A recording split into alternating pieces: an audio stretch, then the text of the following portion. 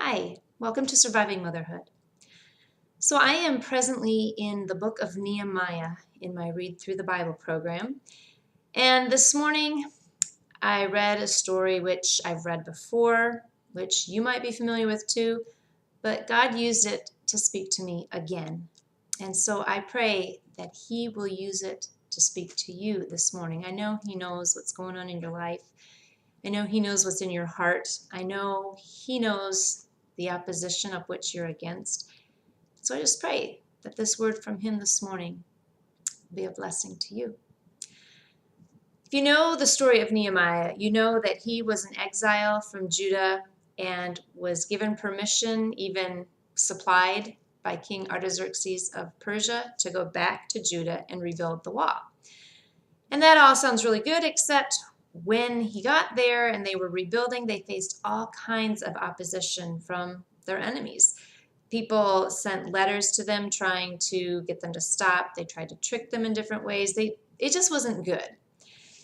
And if I were in Nehemiah's position, because I know me and I know my weakness, I probably would have thrown my hands up in the air and just said, it's not worth it. I can't do it.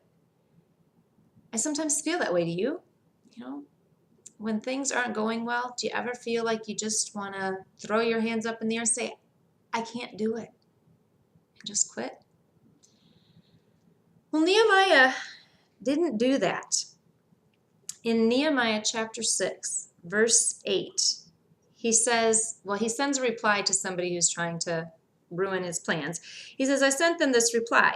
Nothing like what you are saying is happening. You are just making it up out of your head.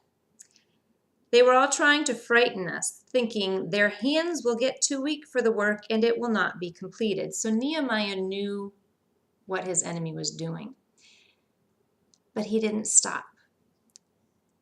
The end of verse 9, he says this, but I prayed, now strengthen my hands. And I love that. It's a simple response to the enemy, whatever the enemy might be in your life. He just says, but I prayed, now strengthen my hands. He knew his enemy was trying to weaken him, trying to get them to stop the work, and he just prayed, strengthen my hands. And I take a lot of encouragement from those words because I think about when I am in situations where I feel defeated, where I'm feeling attacked.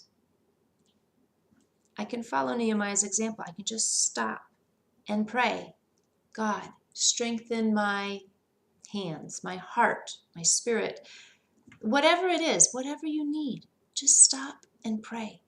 Ask your Father for what you need. And trust Him that He'll do it. Nehemiah goes then to finish building the wall. In verse 15, he says, so the wall was completed on the 25th day of Elul in 52 days. When all our enemies heard about this, all the surrounding nations were afraid and lost their self-confidence because they realized that this work had been done with the help of our God. You might feel like you can't do it on your own. Guess what? You're right. I can't do any of this on my own. You can't. But our God will help us. All we need to do is ask Him.